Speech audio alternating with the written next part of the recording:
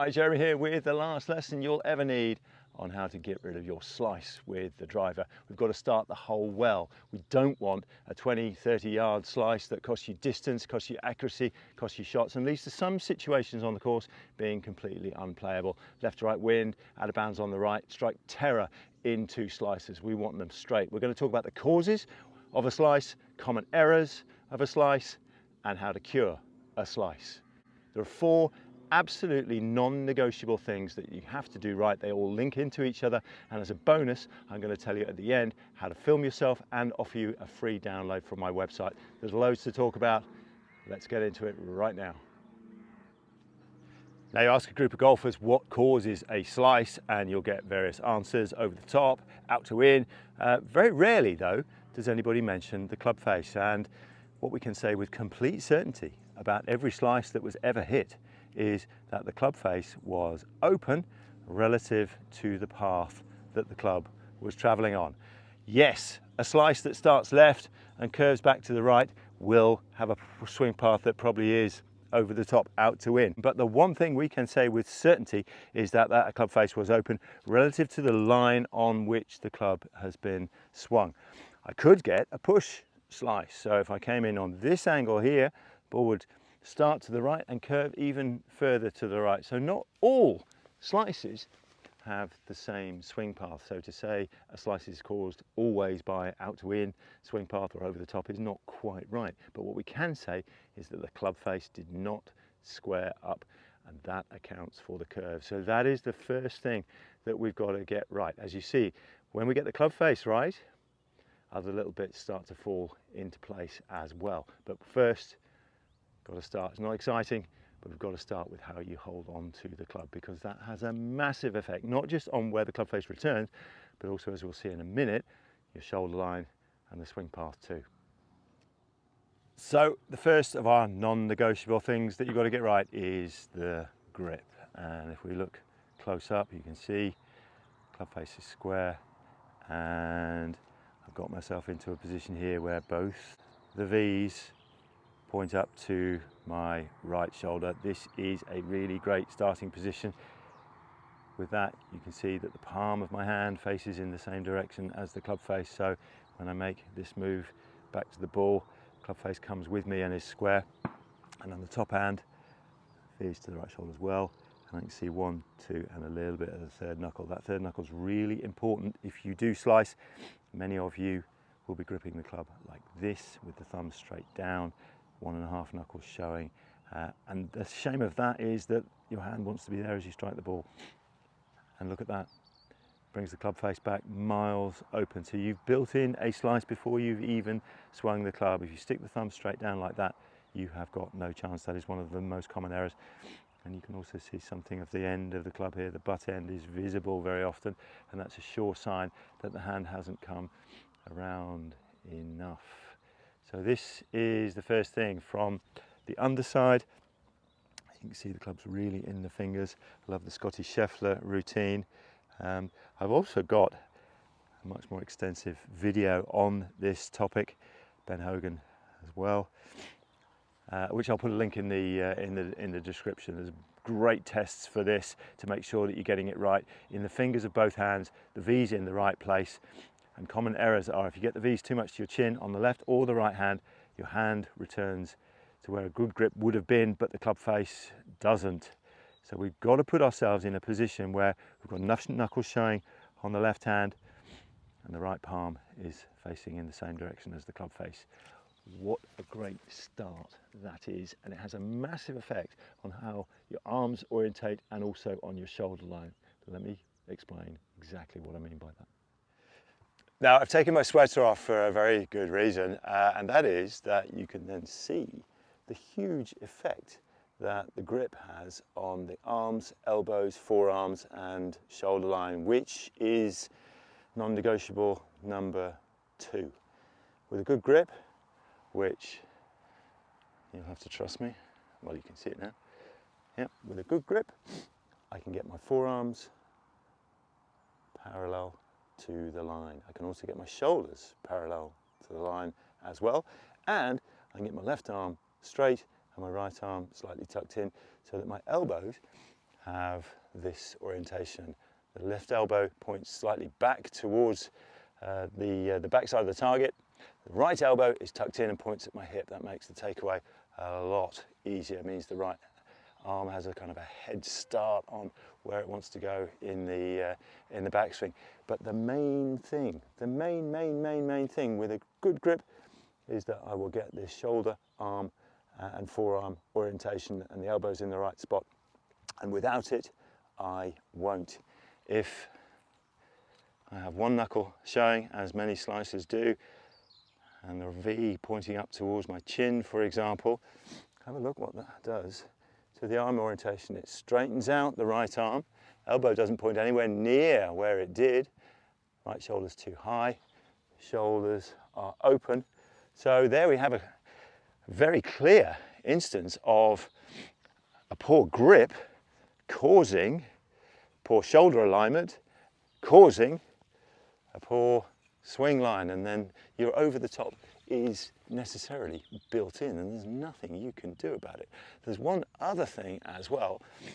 Having what we call a weak grip, slicing grip, one knuckle showing, thumb straight down, that also makes the shoulders too level and pushes my head forwards. Now, one thing golfers do know, with a driver, you need a level angle of attack or even up balls on a tee, and that's how these modern drivers perform their best, and you'll cost yourself distance with any kind of steepness.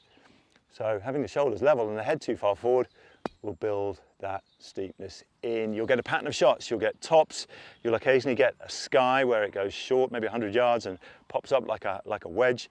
You'll also get slices, curves to the right as we've discussed, and also straight left, but you won't get any height, because to get height, your head has to be what we call behind the ball. So your head is situated right in the middle of the feet, and then, and only then, can my shoulders be square in this fashion. So number 2, shoulder line, arm orientation, arm structure, is directly influenced by number 1. And guess what? All of that has a huge influence on number 3, which is the takeaway and the club face control in the backswing.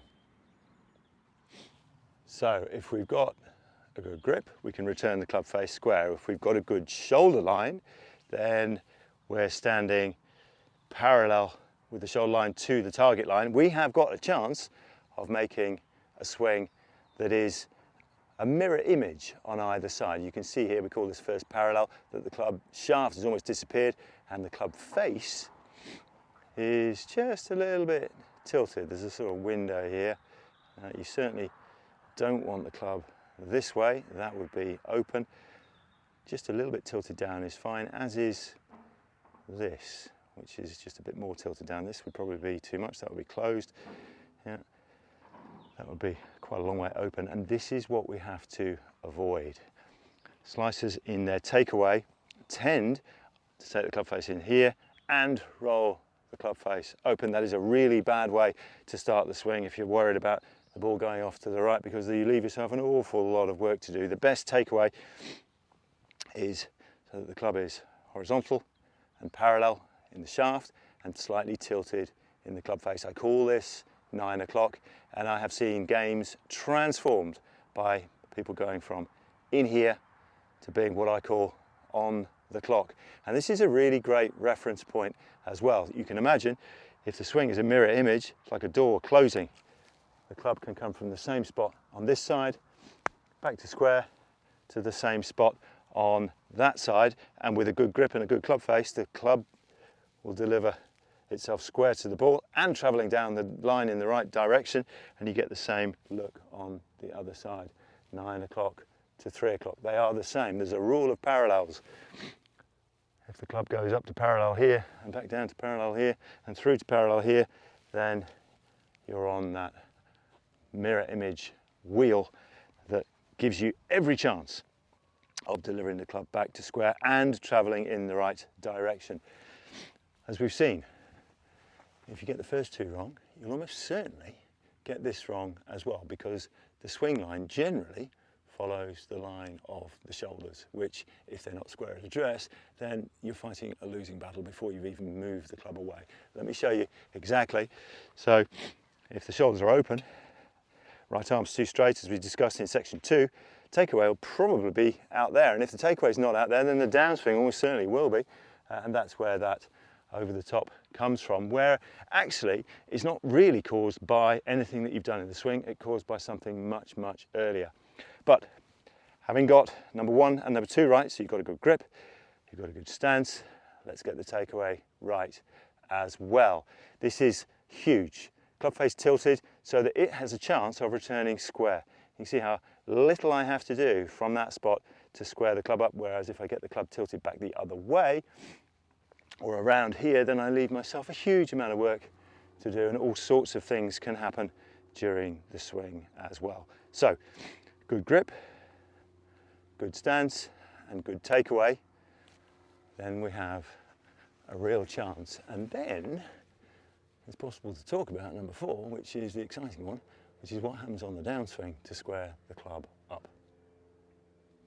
So this is the moment of truth, the downswing. We've got ourselves to a position here where hands are over our right shoulder, club face is in a good orientation. What I do next matters an awful lot, and it can be easily ruined by using the body too much at this point and not lowering the arms. We've swung the arms up over one shoulder, we have to now get them back, and the idea is simply get the arms back to 9 o'clock, face slightly tilted. We get the club face down so that it's tilted and we get back to parallel, we have a real chance then of squaring the club up. What we don't want to do is turn the body back and leave the arms up. That would be a typical slice move. Then you're coming really over the top, really steep as well, and you could get a huge slice. You could pull it to the left, you could top it, you could sky it, you get all manner of different shots, none of which you're going to like. If we, on the other hand, lower the arms back to 9 o'clock, then we have a chance. Now that is going to involve some rotation, but not in the way that you might imagine of the arms. I'll get even closer. You can't see my head, but you can see the important bit, which is the club face. This is the feeling that we want. If you slice the ball, chances are your club is being delivered somewhere back here. So already in this part of the swing, if the club face points behind you in this fashion, completely vertical at 10 o'clock, that is perfection. Then you don't have to do much at all.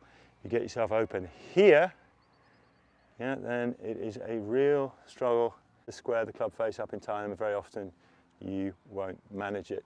So this move involves some rotation of the forearms, this fashion. This is what you want to feel, that the club's coming down back to 9 o'clock before the body turns, and that the arms re-rotate. By bending your right arm in the backswing, you automatically rotate the left arm. You can see it from up here. If I bend this arm, yeah, forearm rotates in the left arm. We have to undo that, yeah, and we don't have much time to do it. So from the top, we want a re-rotating of the forearms back down to 9 o'clock, and then you can turn through. So the turn through will feel quite late, and that is okay. A couple of drills you can do to get this right are simply pulling the right foot back, gives you plenty of room here, and it restricts the turn through. That is a really good one, and you can focus on the rotation. You can even do it quite a lot. Yeah, this is an old trick shot. See if I can do it. Yeah, there you go. I'm completely facing.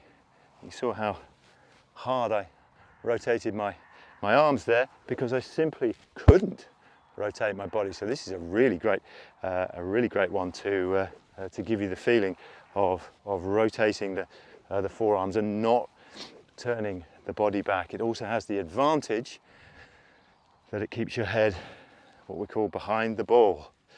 I'll do the drill. Keeps your head behind the ball, sorts out the angle of attack as well. With the head behind the ball, club can come in nice and low, head moves forward, disaster. Now, one other thing, you've got the arms rotating down here, keep them rotating through the ball. Yeah, so we've rotated them down this way, keep it going, like a top spinner in tennis. Keep the arms rotating. If I do that towards you, you then see the club face going over. If you slice the ball, this is gold. That'll mean that by the time you got to the ball, the club face wasn't open, it was squaring up and closing over. Definitely something to put in. So once you've got the arms rotating down here, keep them going over. So turning the body and leaving the hands up here is no good. Neither is driving the body forwards with this big lateral shift.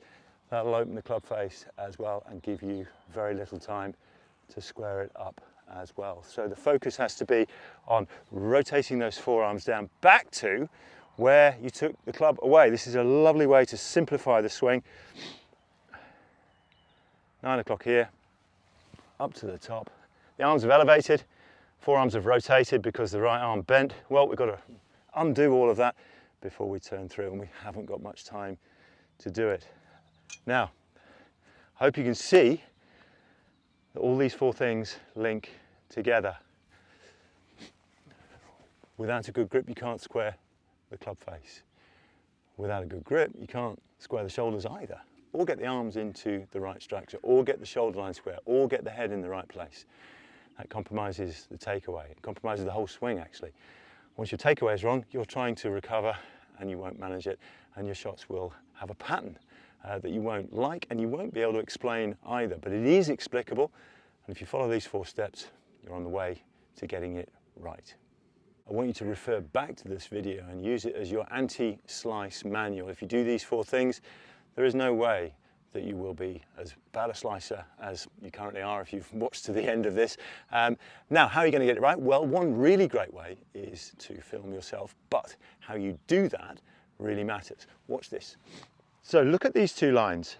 The yellow line is the ball target line, and the red line here with this alignment stick is directly above my hands, and that is exactly where the camera is orientated, directly behind my hands. So in this line here, and it's like that for a very good reason, because that way I can see exactly whether the club is perfectly parallel. If the camera was aligned along the ball target line and I made the same move, can you see it now looks like the club is behind my hands, where actually it isn't. It's perfect. And if you got the camera on the line of the feet, then again it changes the perspective and you won't get a true reading on where your club actually is during the swing. So your camera needs to be absolutely aligned with the hands, and then at 9 o'clock on the way up and on the way down, you'll get a true reading of where your club actually is. From front on, 90 degrees is perfect. Things to watch out for are nice wide stance, of course, ball opposite the left heel and no further forward than that. Head behind the ball. This is all really good. Be careful you don't get the ball too far forward, actually, because that drags my head even further forward.